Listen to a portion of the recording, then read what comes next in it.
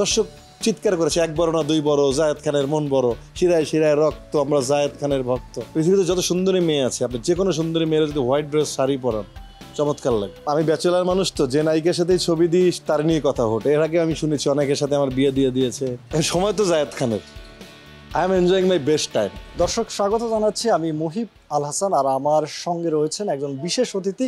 তার আগে একটু বলে নেই, আমি যে জায়গাটায় অবস্থান করছি সেখানে কিন্তু অসংখ্য কার্ড দেখা যাচ্ছে এবং এখানে বিশেষ একজন ব্যক্তি রয়েছে, বিশেষ একজন অতিথি রয়েছে। আমি তার সাথে কথা বলবো কেন তিনি এই কার সিলেকশনে এসেছেন এবং সেটি জানবো। এবার অসংখ্য কার্ড দেখা যাচ্ছে, একটু জানাতে চাই কে আছেন আমার সঙ্গে। তিনি আর কেউ নন, জায়েদ খান। জায়েদ খান, আপনাকে দেখা যাচ্ছে অসংখ্য গাড়ির মধ্যে, আপনি জায়েদ খান তারা হয়ে চলছেন। আমরা দেখছিলাম বাইরে থেকে যে আপনি কারগুলো পছন্দ করছেন, কোনটা নেবেন বা কোনটা নিতে চাচ্ছেন, এ ধরনের চিন্তাভাবনা এখনও আছেন। আমরা সেই গল্পটা জানবো আপনার কাছ থেকে, একটু যদি বলতেন। আমার ছোটোবেলা থেকেই গাড়ির প্রতি ফ্যাসিনেশন, আমি শুধু গাড়ি চেঞ্জ করি।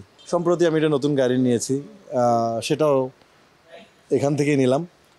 তো আমি আসলে অস্ট্রেলিয়া ছিলাম, মেলবোর্ন, সিডনি, ট্যুরের জন্য গাড়িটা আসলে অনেক কিছু মেনটেন্যান্স করতে পারিনি, ওটার জন্য একটু আসছি। তো এসে আবার অনেকগুলো নতুন নতুন গাড়ি উঠছে, তো সেগুলোর দিকে চোখ আটকে গেল। আমি বললাম না, গাড়ির প্রতি আমার খুবই ফ্যাসিনেশন। আমার নতুন নতুন বা স্টাইলিশ গাড়ি দেখতে আমার খুব ভালো লাগে। নগদে 500 টাকা বা তার বেশি পেমেন্টে পেতে পারেন ঢাকায় জমিসহ 20 কোটি টাকার পুরস্কার। একটু জানতে চাই, মানে এখানে অসংখ্য গাড়ি রয়েছে এবং সবগুলো দামি গাড়ি মনে হচ্ছে, এবং আপনার এখন পর্যন্ত এখানে ঘুরে দেখেছেন কোন গাড়িটা সবচেয়ে পছন্দ হয়েছে, একটু যদি দেখাতেন আমাদের। না, দেখানোর চেয়ে বড় হচ্ছে গাড়ি তো আমার V8 আছে পছন্দের, আমার হেরিয়ার আছে, হেরিয়ারগুলো আছে, তারপর হচ্ছে প্যারেডো আছে, এইসব গাড়িগুলি আমার ভালো লাগে আসলে বেসিক্যালি। ভাইয়াকে অলরেডি বলছি একটা রেঞ্জ রোভারও রেডি করার জন্য, মানে আমি যদি লাক্সারিয়াস কার বলা হয় রেঞ্জ রোভার ভালো লাগে। তারপর হচ্ছে হেরিয়ারও খুব ভাল লাগে, হেরিয়ার সাদারা চালালাম। তো সব কিছু মিলিয়ে আসলে নিত্য নতুন গাড়ি ওঠে, আর নিত্য নতুন গাড়ি আমার মনে হয় যেন প্রতি মাসে মাসে একটা নতুন গাড়িতে চলি, ভালো ইচ্ছা করে। কোন রং, মানে রংটা কোনটা প্রিয় বেশি, মানে গাড়ির? দুইটা রঙই আমার পছন্দ, ঘুরে ফিরে। ব্ল্যাক মানে পার্ল, হোয়াইট পার্ল আর ব্ল্যাক, এই দুটোই আমি ঘুরে ফিরে ইউজ করি সবসময়। একটু জানতে চাই, রঙের পিছনেও তো অনেক গল্প থাকে এবং এই যে দুটি রং আপনার পছন্দের একটা ব্যাপার থাকে, এবং এই সাদার বিষয়টা যদি আগে বলতেন। আমার ছোটোবেলা থেকে হোয়াইট আর ব্ল্যাক ভালো লাগে। আপনি দেখেছেন আমার অনেক কথা আমাকে নিয়ে, আমি কেন অত ব্ল্যাক পরি, বিকজ আমার ব্ল্যাক আমার পছন্দের কালার। আমি ব্ল্যাক এবং হোয়াইট ড্রেসই আমার সবচেয়ে বেশি। হোয়াইট হচ্ছে শুভ্রতার প্রতীক। পৃথিবীতে যত সুন্দরী মেয়ে আছে, আপনি যে কোনো সুন্দরী মেয়ের যদি হোয়াইট ড্রেস শাড়ি পরান চমৎকার লাগে। তো হোয়াইটের সাথে ব্ল্যাক আমার ভালো লাগে। আবার ব্ল্যাক ড্রেস পরান না, যে কোনো স্মার্ট হ্যান্ডসাম ছেলেকে ব্ল্যাক ড্রেস পরালেই ভালো লাগবে। তো এই দুটার কম্বিনেশন চমৎকার, যার কারণে আমার কাছে হোয়াইট অ্যান্ড ব্ল্যাকের কম্বিনেশন অনেক বেশি ভালো লাগে। নগদে 500 টাকা বা তার বেশি পেমেন্টে পেতে পারেন ঢাকায় জমিসহ 20 কোটি টাকার পুরস্কার।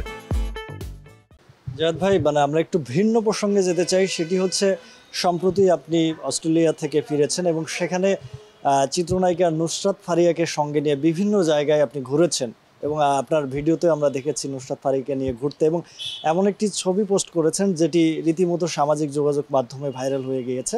তো অনেকেই এটার বলছেন যে আসলে তাদের মধ্যে কোনো কিছু চলছে, অর্থাৎ আমি খোলাসা করেই বলি, যদি জায়েদ খানের সঙ্গে প্রেমে মজেছেন নুসরাত ফারিয়া, এমন কিন্তু তথ্য আমরা দেখছি সামাজিক যোগাযোগ মাধ্যমগুলোতে, যদি একটু ক্লিয়ার করতেন।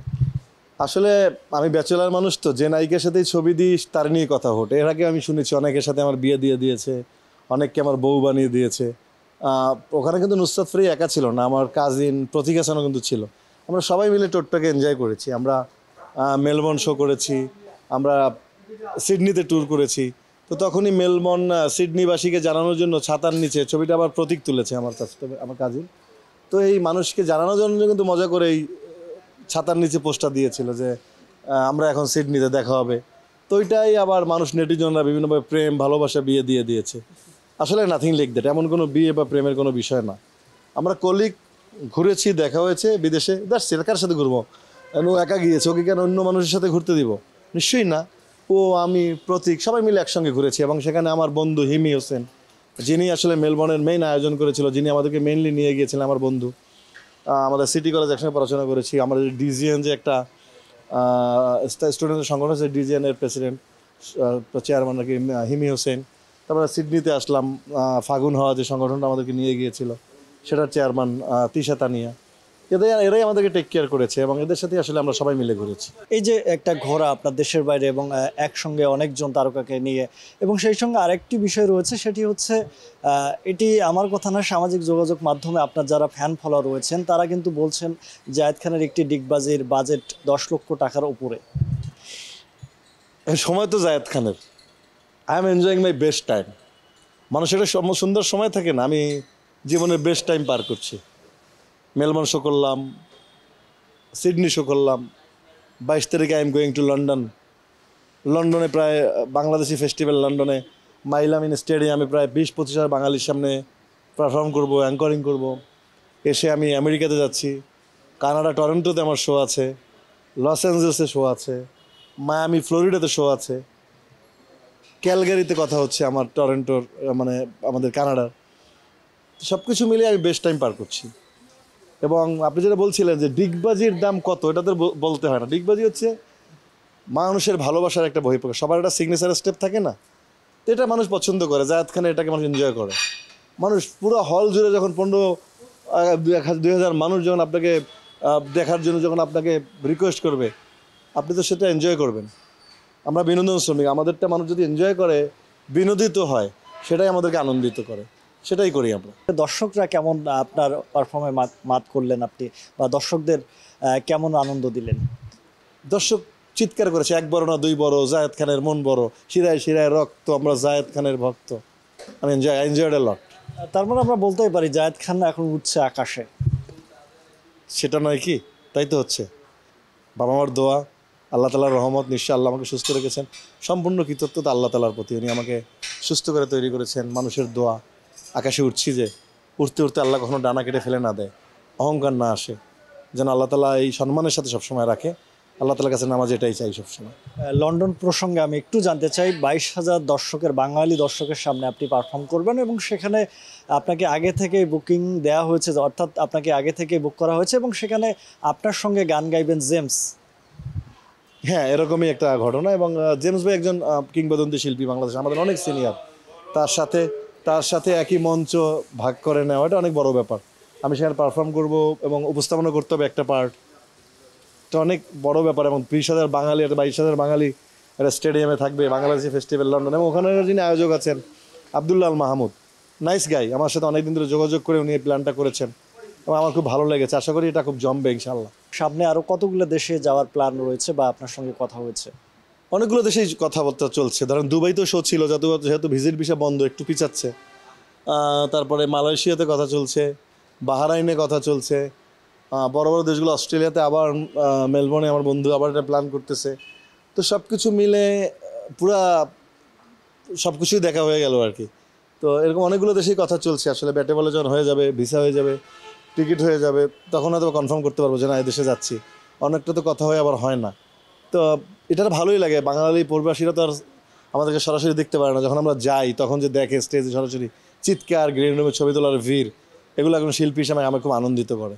জায়েদ ভাই, সবার একই প্রশ্ন এবং প্রশ্নটা একই হয়ে যাচ্ছে আমারও আপনার কাছে, সেটি হচ্ছে দেশের বাইরে আপনি ঘুরে আসলেন সম্প্রতি এবং সেখানে গিয়ে আপনার কোনো নারীকে পছন্দ হয়েছে কিনা আমি জানতে চাচ্ছি। আসলে আপনি কবে নাগাদ বিয়েটা করবেন? না, ওরকম নারী পছন্দ করিনি, বাট নারীর সংখ্যা বেশি ছিল ওখানে, দর্শকের সংখ্যা বেশি ছিল, অনেক নারী দর্শক ছিল, সিডনিতেও মেলবোর্নেও। তো আসলে এভাবে পছন্দ করা হয়নি, কারণ নিজের কাজটার উপরে ফোকাস ছিল। আই হোপ ইনশাল্লাহ যদি কেউ এরকম কপালে থাকে, আল্লাহ তালা নিশ্চয়ই পাঠাবেন। এবং সব কিছু দিন শেষে আল্লাহ তালার রহমত থাকতে হয়, এবং জন্ম মৃত্যু বিয়ে আল্লাহর হাত দিয়ে। আমি যতই চেষ্টা করি লাভ হবে না, যতক্ষণ পর্যন্ত আল্লাহ তালা আমার কপালে না লিখে রাখেন। তো আসলে দেখা যাক। I am enjoying my stardom, I am enjoying my life. কিছুটা সময় যাক, তারপরে দেখা যাক। সবশেষ দর্শকদের উদ্দেশ্যে কিছু বলার আছে কিনা আপনার? দর্শকদের উদ্দেশ্যে বলবো যে এভাবেই ভালোবাসা দিবেন, আর অবশ্যই হলে এসে টিকিট কেটে বাংলা সিনেমা দেখবেন। আমাদের বাংলাদেশি কালচারকে উৎসাহিত করবেন। এবং লন্ডন প্রবাসী যারা আছেন তারা অবশ্যই মাইলাম স্টেডিয়ামে 26-27 আমাদের বাংলাদেশি শিল্পীদেরকে দেখতে হবেন, আমাকে দেখতে আসবেন। ওখানে মজা হবে, আপনাদের সাথে গান হবে, এবং বিড়ি টানলে যে ক্যান্সার হয় সেই গানের পারফরমেন্স হবে, যেটা আপনারা সব বেশি পছন্দ করছেন। এবং সেটা একটা ইতিহাস, আপনি জানেন যে একটা বিড়ির গান আমি ঈদের আগের দিন সারা রাত 1-2 দিন আগে সারা রাত বেশি শুটিং করেছি রোজা রেখে, এবং সেহরি করে শুধুমাত্র দুপুর 2টায় শুরু হয়েছে, পরের দিন ভোর 8টা পর্যন্ত পুরো শুটিং করেছি। গান বাংলার তাপস ভাইকে থ্যাঙ্কস, এবং সুন্দর একটা মুন্নি ভাবিকে থ্যাঙ্কস এর সুন্দর একটা গান উপহার দেওয়ার জন্য। তো দর্শক সবাই আসবেন, এবং প্রবাসী ভাইদের প্রতি ভালোবাসা, আপনারা রেমিটেন্স করেন বলেই বাংলাদেশ এগিয়ে যাচ্ছে, আর আপনারা আমাদের অনুষ্ঠান দেখতে আসবেন সেই প্রত্যাশা থাকবে। সবাই ভালো থাকবেন, সুন্দর থাকবেন, বাংলাদেশি সংস্কৃতির সাথে থাকবেন। এবং সময় টিভিকে ধন্যবাদ এত সুন্দর একটি আয়োজন করার জন্য আমাকে নিয়ে। জায়েদ ভাই আপনাকে অসংখ্য ধন্যবাদ, ভালো থাকবেন। আপনিও ভালো থাকবেন মহিব, ভালো থাকবেন।